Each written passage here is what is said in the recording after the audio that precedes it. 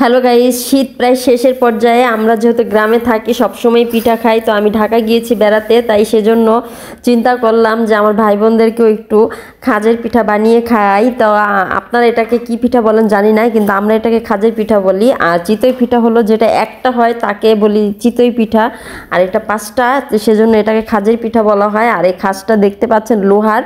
তো মাটির চুলায় বানাচ্ছি, গ্যাসের চুলায় হয় না পিঠাগুলো, কারণ সমান তাপ পায় না, সেজন্য পিঠা হয় না। তো আমি মাটির চুলাই বানালাম, যদিও ঢাকা শহরে মাটির চুলা পাওয়া যায় না।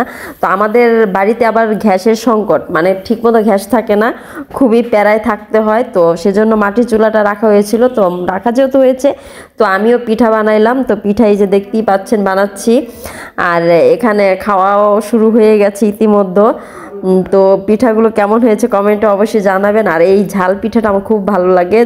মুরগির তরকারি মানে ঝোল যেটাকে বলে, বা গরুর গোস্তের ঝোল বা হাঁসের গোস্তের ঝোল দিয়ে খেতে সেই স্বাদ, মানে খুবই ভালো লাগে। এই যে আমার মেয়ে খাচ্ছে আর আমার ভাতিজা খাচ্ছে সাথে, তারা দুজন তো খুবই পছন্দ করে, আর আমিও পছন্দ করি। আমরা সবাই ঝাল পিঠা খুবই পছন্দ করি, খুব ভালো লাগে। অন্যান্য মিষ্টি পিঠার থেকে আমার এই পিঠাটা খুব ভালো লাগে, সেজন্য মাঝে মাঝে এই পিঠাটা তৈরি করি। তো আমার মেয়ে খায়, আমার ছেলেও খায়, আর এই যে আমার ভাতিজা বসে খাচ্ছে, আর আমার বোনও খেয়েছে। সবাই মানে আমরা ভাই বোন সবাই একসাথে হয়েছি, সেজন্যই পিঠা বানানো। আর পিঠাগুলো খুবই ভালো লাগে খেতে।